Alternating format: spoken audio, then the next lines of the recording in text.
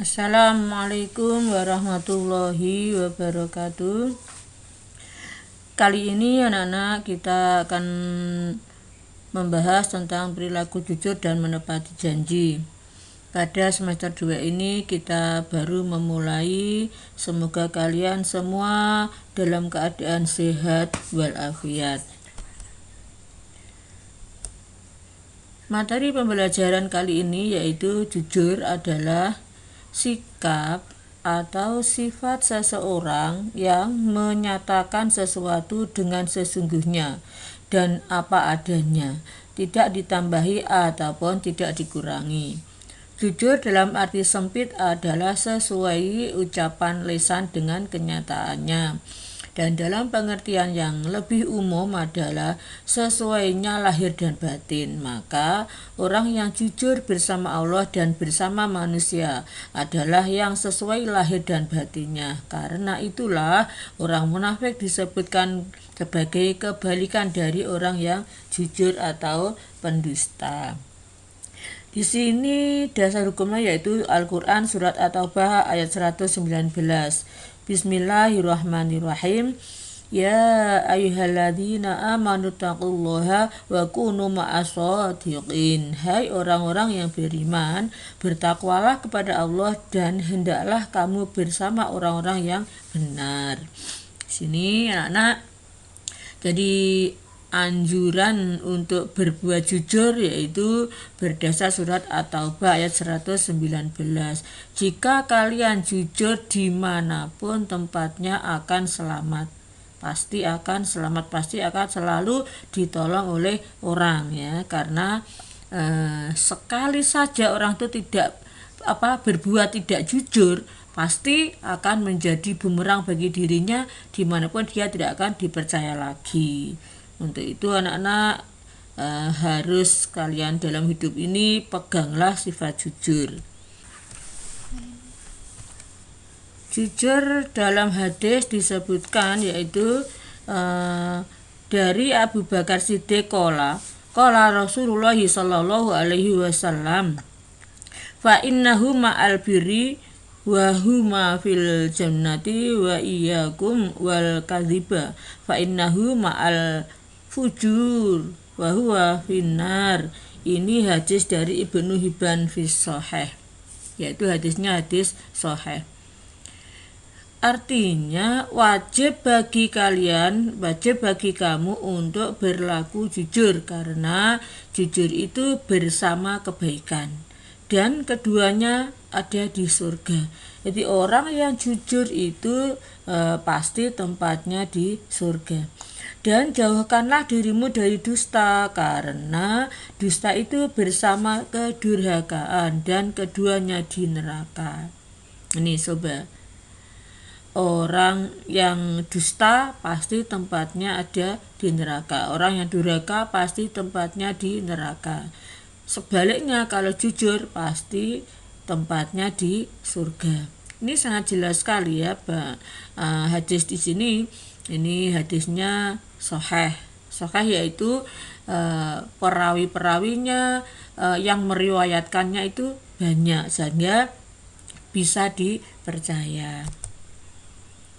Manfaat bersikap jujur anak-anak.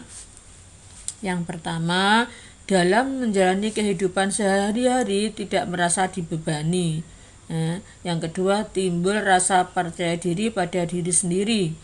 Yang ketiga, bersikap jujur dalam kehidupan masyarakat tentunya akan banyak membawa dampak positif. Jadi jujur itu tidak hanya untuk dirinya sendiri, tetapi di masyarakat pun akan menjadi baik ya. Kehidupan di masyarakat lebih baik karena seseorang yang berbuat jujur tadi. Tapi satu saja orang yang pembohong ya pasti membuat kekisruhan ya di kehidupan lingkunganmu. Terus yang keempat, dampak sikap jujur dalam keluarga tentunya membuat anggota keluarga tersebut menjadi nyaman, karena antar keluarga dapat berinteraksi tanpa beban dan saling membantu apabila ada masalah dalam satu pihak keluarga. Ini manfaatnya. Hikmah dari perilaku jujur ini yaitu yang pertama, dapat membuat orang lain bahagia. Pasti dengan sikap jujur kita, ya, dengan perbuatanmu sehari-hari yang menunjukkan kejujuran, orang lain juga merasa senang. Yang kedua, dengan jujur orang lain akan senantiasa percaya kepada kita. Berbeda dengan orang yang bohong, yang sekali ketahuan maka susah untuk dipercaya lagi. Sekali aja kamu bohong, kamu lain kali pasti tidak akan dipercaya. Ini udah hukum alam anak-anak, tidak bisa dipungkiri lagi. Yang ketiga, jujur membuat hati menjadi tentram. Jika kamu bersikap jujur, kamu dimanapun tempatnya kamu merasa tenang, ya, tenang, tentram, tidak merasa khawatir. Yang keempat, jujur merupakan sifat terpuji yang disukai oleh Allah. Yang kelima, mendapat pahala dari Allah, ya, pasti ini ya. Kemudian yang keenam, terciptanya kerukunan antar sesama. Karena sifat jujurmu, maka dengan orang lain kita bisa rukun, tidak terjadi permusuhan. Yang ketujuh, mempererat tali ukhuwah Islamiyah. Yang kedelapan, tidak merugikan orang lain. Yang kesembilan, jujur akan mengantarkan ke surga. Yang kesepuluh, jujur disukai semua manusia. Semua orang senang dengan kalian jika kalian bersikap jujur. Orang lain pasti akan memberi penilaian. Kalau kamu sekali saja bohong, orang lain pasti tidak akan percaya. Terus selanjutnya, jujur akan mengantarkan pada keberkahan, ya, pasti ini janji Allah sendiri, ya. Karena perbuatan jujur maka hidupnya akan menjadi berkah. Yang kemudian mendapatkan kepercayaan dari orang lain. Yang ke-14, memberikan ketahanan suatu ilmu pengetahuan. Yang ke-15, syarat untuk ketahanan suatu masyarakat ataupun suatu negara dari berbagai hikmah di atas. Maka marilah kita senantiasa bersifat jujur antar sesama, sehingga tidak ada sifat munafik serta sifat iri dengki yang dapat merugikan diri sendiri atau orang lain. Perilaku jujur dalam kehidupan sehari-hari, di sini hadis riwayat Al Hasan bin Ali, artinya tinggalkanlah yang meragukanmu pada apa yang tidak meragukanmu. Sesungguhnya kejujuran lebih menenangkan jiwa, sedangkan dusta atau menipu akan menggelisahkan jiwa. Ini hadisnya dari Al Hasan bin Ali. Sekarang yang berikutnya yaitu pengertian janji. Janji, pernah nggak kamu perjanji, anak? Pernah ya, pasti ya, kita pernah berjanji ya. Ketika kita ketika kita berjanji kepada seseorang, kita harus menepatinya. Coba ini pengertian janji. Muhammad Abduh, yaitu peneliti Islam, janji adalah sesuatu yang harus ditepati oleh setiap orang terhadap yang lain, baik kepada Allah dan menyimak dan mentaati semua ajaran-ajarannya maupun kepada manusia. Janji itu wajib ditepati selama bukan maksiat. Mungkin kalian tanya, janji kepada Allah itu apa, Bu Umi? Mungkin ya. Nah, janji kepada Allah yaitu jika atau manakala kamu mengucapkan sesuatu, ya, kamu harus melaksanakannya. Misalkan contoh, ya Allah, nanti kalau nilaiku baik aku akan sholat lah, misalkan, ya berarti kamu harus sholat. Ya Allah, kalau aku nanti nilaiku baik aku akan puasa, berarti kamu harus puasa. Itu namanya janji kepada Allah, ya. Kalau janji kepada manusia, ya kamu pastilah setiap dalam kehidupan ini pasti pernah berjanji, maka kamu harus menepatinya.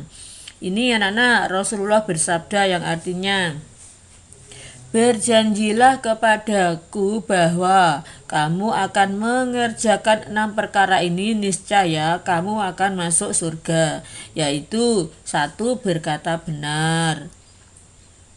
Yang kedua, Tepatilah apabila berjanji. Yang ketiga, kerjakanlah apabila diamanati orang. Yang keempat, jagalah kehormatan. Yang kelima, tundukkanlah pandanganmu. Dan yang keenam, jangan suka memukul orang. Atau hentikan tanganmu itu ya, jangan sampai kamu menyakiti orang lain. Ini ya. Di sini hadis ini dalam buku hadis riwayat Ahmad itu halaman 24 sampai halaman 25. Baiklah anak-anak, menepati janji ialah condongnya hati pada kebenaran. Sehingga berkata benar dan menepati janji, seseorang bisa dikatakan sudah menepati janji apabila berjanji orang tersebut selalu menepatinya. Sekalipun dengan musuh atau anak kecil dan orang yang tidak menepati janji digolongkan orang-orang yang munafik. Maksudnya kamu janji pada orang tua, kepada anak-anak itu harus tetap ditepati walaupun janjinya kepada anak-anak ya. Karena itu suatu ucapan, sudah terlanjur diucapkan atau didengarkan oleh orang lain, itu namanya sudah janji, maka harus ditepati. Manfaat menepati janji anak-anak. Yang pertama, dalam Al-Quran disebutkan bahwa memenuhi janji termasuk sifat orang-orang yang bertakwa.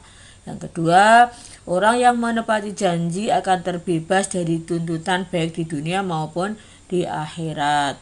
Kemudian yang ketiga, orang yang menepati janji akan berhindar dari sifat munafik. Yang kelima, orang yang menepati janji akan meneladani sifat Allah Subhanahu wa Ta'ala yang tidak pernah mengingkari janjinya. Kemudian yang kelima, orang yang menepati janji dapat menjadi jalan untuk masuk ke surga Firdaus.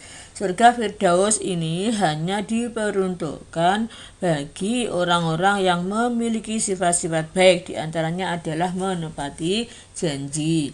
Anak-anak, untuk di sini yang namanya surga yaitu orang yang bisa menetap di surga, mereka adalah orang-orang yang bersih, baik hatinya, baik perbuatannya. Salah satu contoh, pada saat Nabi Adam dan Siti Hawa berada di surga, ya, mereka hanya melakukan satu saja kesalahan kecil. Satu saja kesalahan kecil, maka mereka dikeluarkan dari surga. Ini contoh, makanya padahal kita tuh untuk kehidupan sehari-hari sering kali berbuat salah, sering kali berbuat mengingkari janji, sering kali berbuat dosa. Ini hanya satu saja dosa Nabi Adam dan Hawa itu.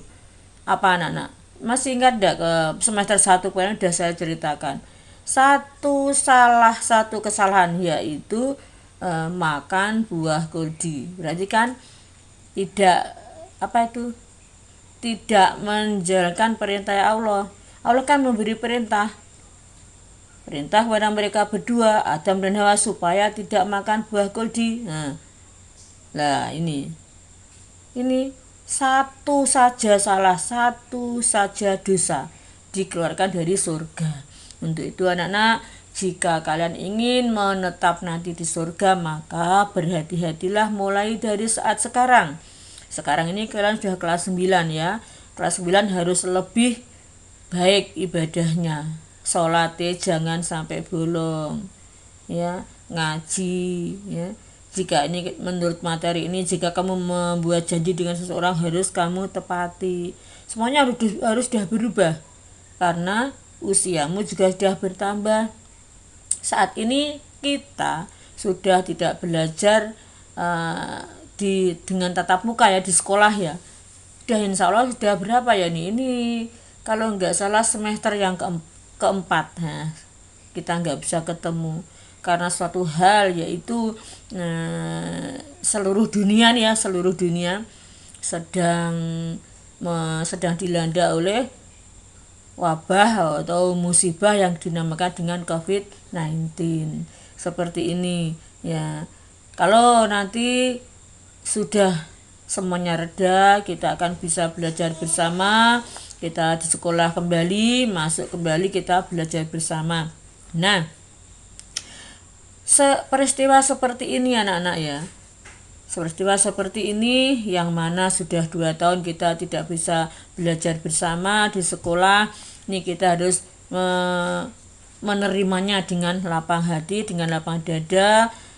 Untuk itu kita tetap waspada supaya kita selalu diberi keselamatan, kesehatan, tapi jangan lupa jangan tinggalkan sholat jangan sampai ditinggalkan, karena itu yang bisa menolongmu nanti sampai di surga. Jangan sampai peristiwa yang seperti Adam, hanya satu saja dosa mereka berdua dikeluarkan dari surga. Ini jangan sampai, karena apa? Kita ini manusia, nabi saja ya, beliau nabi kan, bisa keluar dari surga, apalagi nanti kalau kita nanti keluar dari surga bagaimana bumi? Ya jelas dong dilempar ke neraka kamu. Kalau kamu sampai dikeluarkan dari surga pasti berarti dilempar ke neraka. Untuk itu bersiaplah, jangan sampai meninggalkan sholat apapun yang menjadi rintanganmu. Sementara sampai di sini anak-anak ya, pembelajaran kali ini kita lanjutkan pembelajaran minggu depan dengan tema berikutnya. Tetap semangat anak-anak belajar di rumah ya. Semoga kalian semua diberi kesehatan dan keselamatan. Assalamualaikum warahmatullahi wabarakatuh.